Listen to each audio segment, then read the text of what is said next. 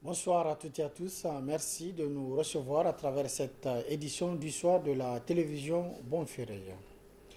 Prévu pour ce vendredi au tribunal de grande instance hors classe de Niamey, le jugement au fond dans l'affaire qui oppose l'État du Niger au mouvement M62 est reporté au 23 janvier 2023 à la demande de la défense. Le mouvement M62 a porté plainte contre l'État du Niger par rapport aux événements survenus à Tamou. Boubacar Amadou et Ibrahim Ousmane pour les précisions. Prévu pour ce vendredi 13 janvier 2023, le jugement au fond de la plainte déposée par le mouvement M62 contre l'État du Niger sur les événements de Tamou est reporté au 23 janvier prochain à la demande des plaignants. Les raisons évoquées par le M62 pour solliciter et obtenir ce report est de permettre à la défense de s'imprégner du dossier et à la justice d'entendre certains témoignages des personnes se trouvant sur les lieux au moment même des faits.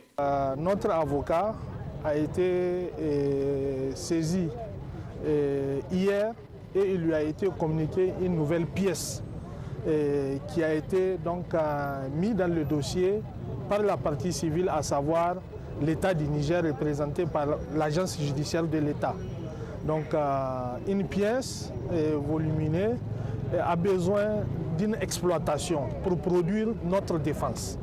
Et donc c'est pour un souci véritablement de créer les conditions d'une meilleure défense et également pour permettre la comparution des témoins qui vont donner un certain nombre d'éléments de réponse par rapport justement aux événements de Tamou, selon la procédure légale que donc nous avons insisté et demandé donc un report, un renvoi de ce dossier à une date ultérieure.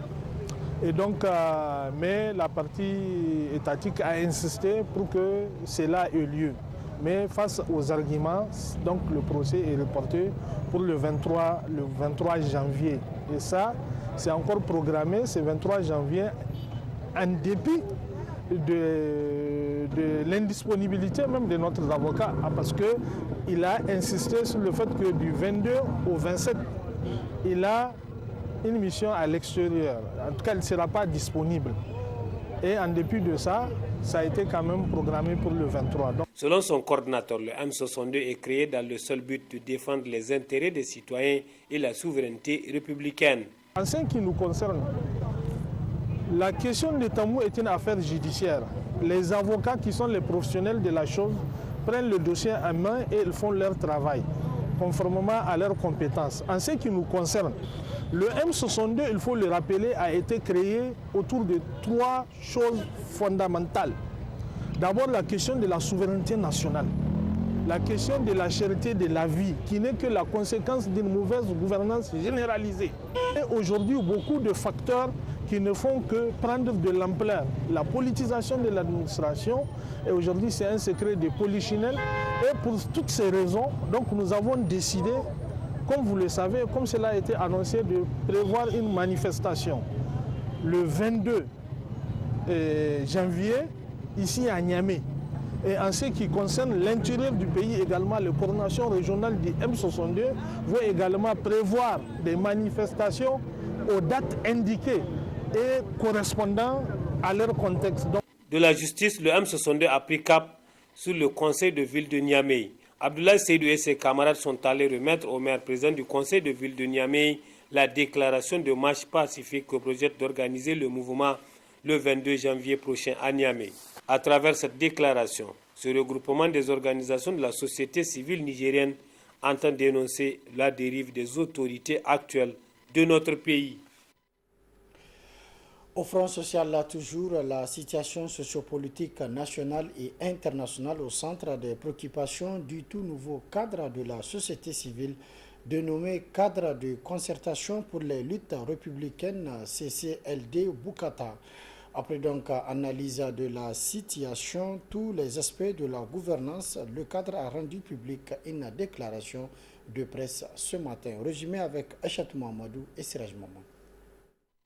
C'est un regard de désolation que portent les acteurs de la société civile réunis au sein du cadre de concertation pour les luttes démocratiques sur la gestion actuelle du pays. Après analyse des aspects sociopolitiques, économique et sécuritaire, nationale et internationale, le cadre se prononce à travers cette déclaration rendue publique. Alors que les pays de l'Occident clament haut et fort leur attachement à leurs valeurs, leur dignité et leur souveraineté, les pays africains, particulièrement ceux du Sahel, continuent à être considérés comme une réserve naturelle leur appartenant. Pendant que nos princes qui nous gouvernent se sont spécialisés dans le vol et la dilapidation de nos ressources, ils tirent également du plaisir à exploiter la misère du peuple. Avec des mesures draconiennes, en atteste la mesure récente prise par l'ARCEP consistant à modifier les offres de téléphonie, à savoir les appels, l'Internet et messages sur les téléphonies mobiles. Une telle mesure aura certainement de graves conséquences sur le pouvoir d'achat des consommateurs. Aussi, notre pays fait face, entre autres, à une insécurité jamais égalée sur l'ensemble du territoire national et l'abandon des pans entiers du territoire à des bandits armés et des forces étrangères illégalement installées. En brisant le silence, le cadre de concertation pour les luttes démocratiques interpelle le gouvernement à qui il demande d'assurer le minimum de ses préoccupations. La prise en compte des mesures adéquates pour faire face à la vie chère sous toutes ses formes. Le recrutement sans concours de tous les contractuels de l'État et l'arrêt immédiat de la contractualisation des secteurs vitaux. Le rehaussement du SMIC, le départ sans condition des forces occidentales, particulièrement celles françaises de notre territoire. La création d'un cadre approprié entre les commerçants et les municipalités pour la saine gestion des marchés. La libération de tous les détenus politiques et d'opinion.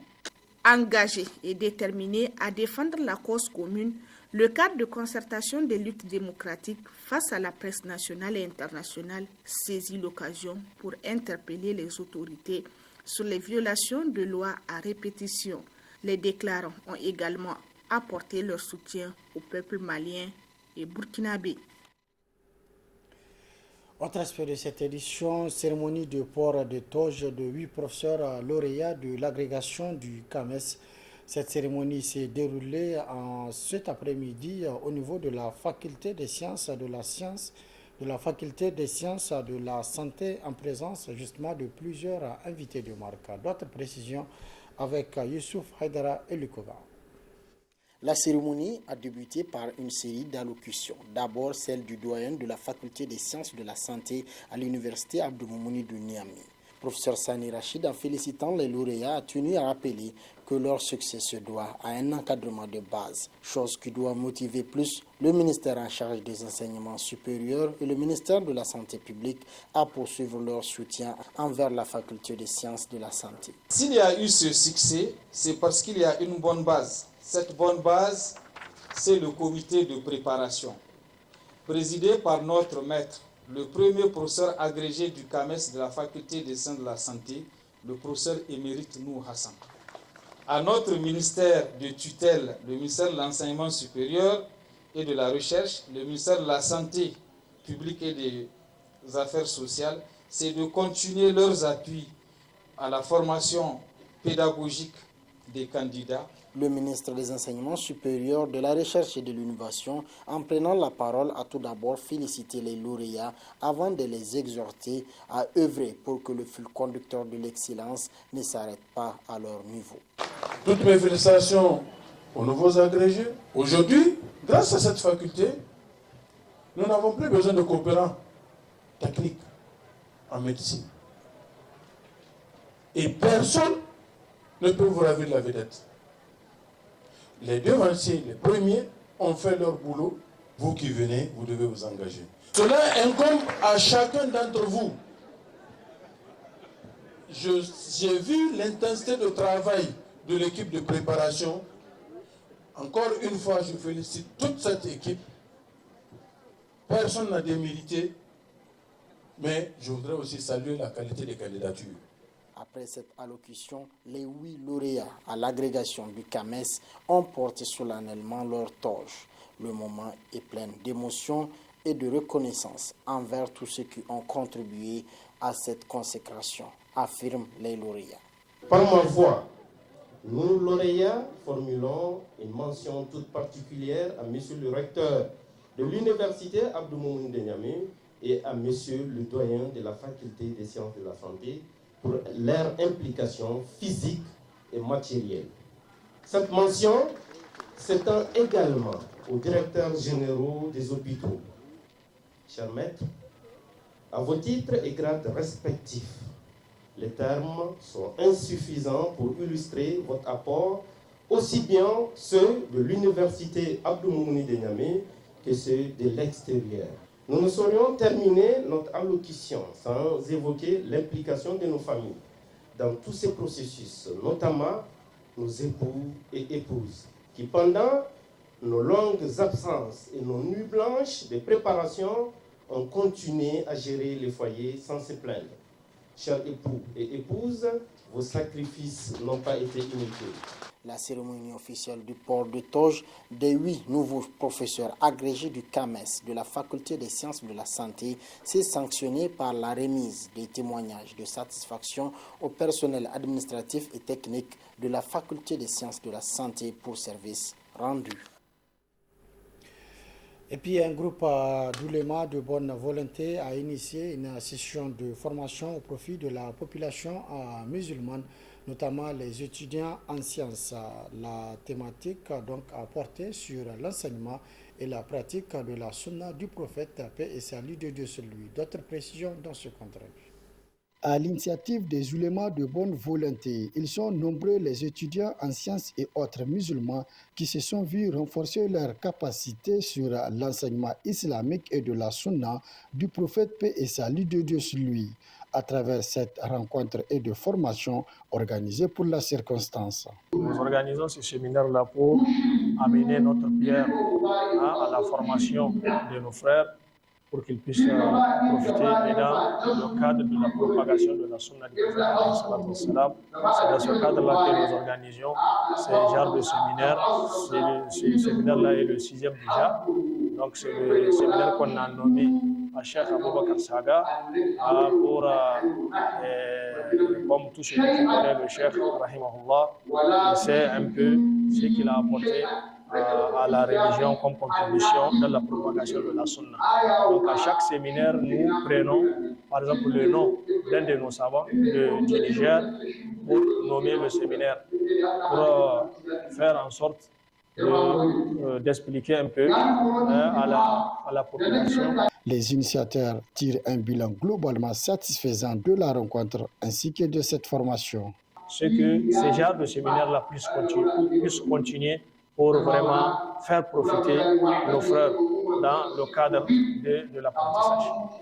Mes recommandations, c'est à l'endroit des étudiants, donc c'est de capitaliser ce qu'ils ont appris et de les transmettre à leur tour également aux autres qui n'ont pas pu participer à ce séminaire-là. À travers ces genres de rencontres couplées à cette session de formation, les initiateurs veulent ainsi apporter leur part de contribution dans le rayonnement et l'apprentissage de la religion musulmane, mais aussi de la sunna du prophète, paix et salut de Dieu sur lui.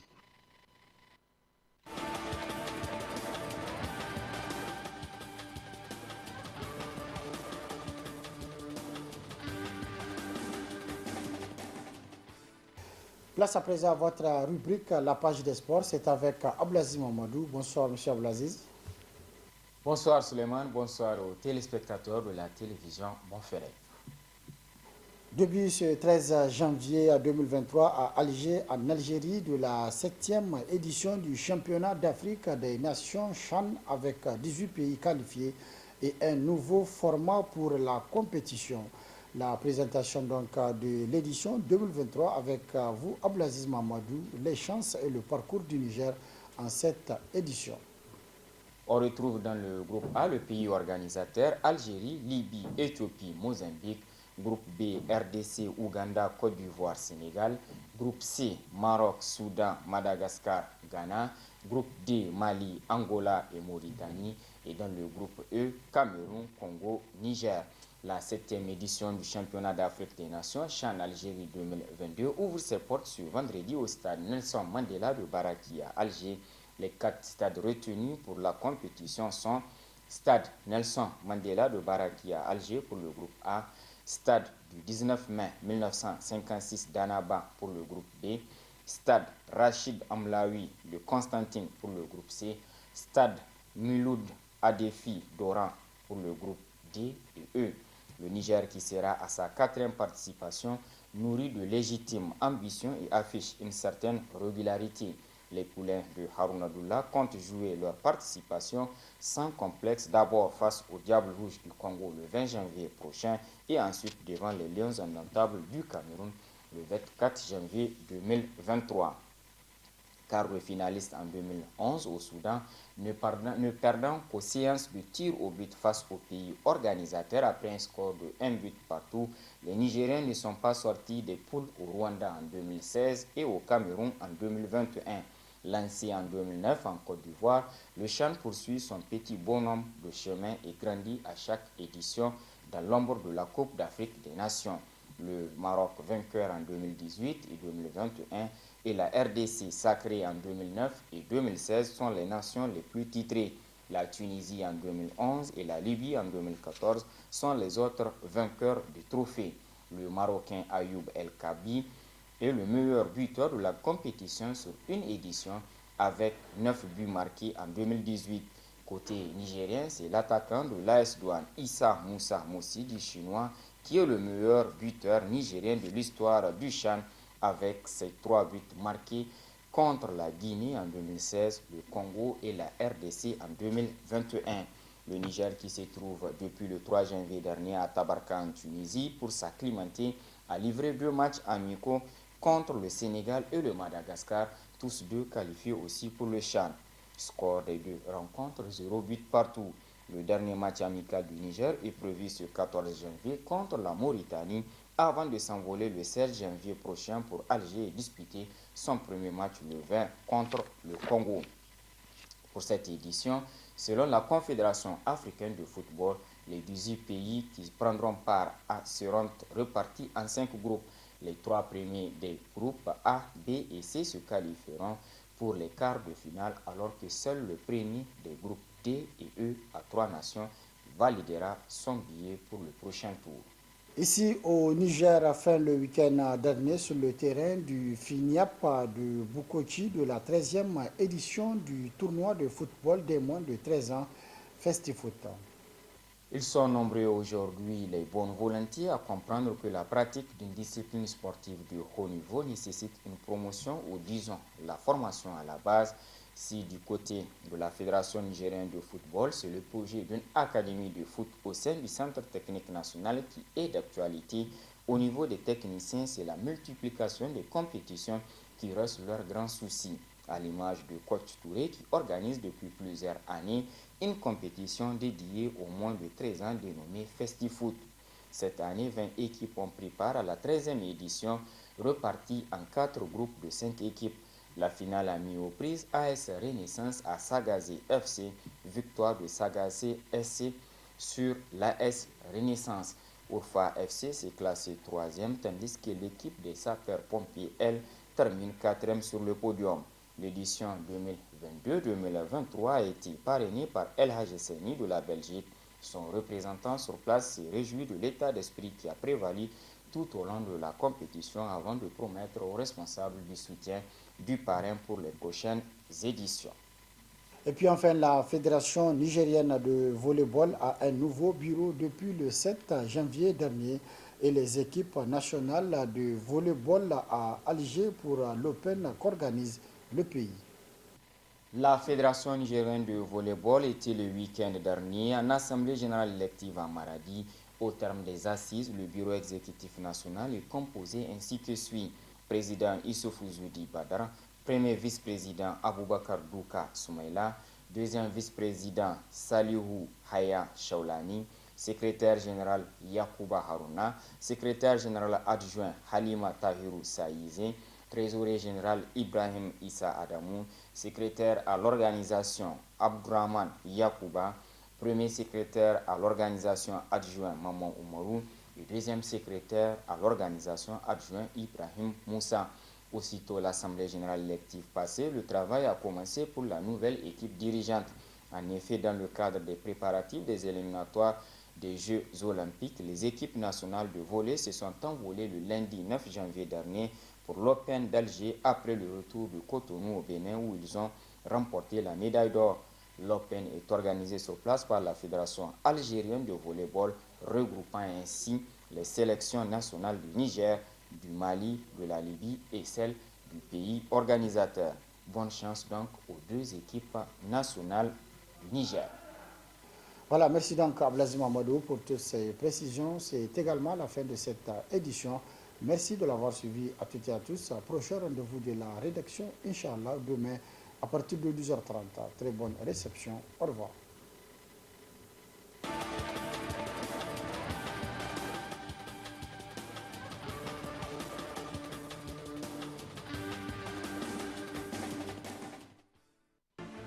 Vous pouvez retrouver ce journal sur notre chaîne YouTube. Tapez Bonferré TV.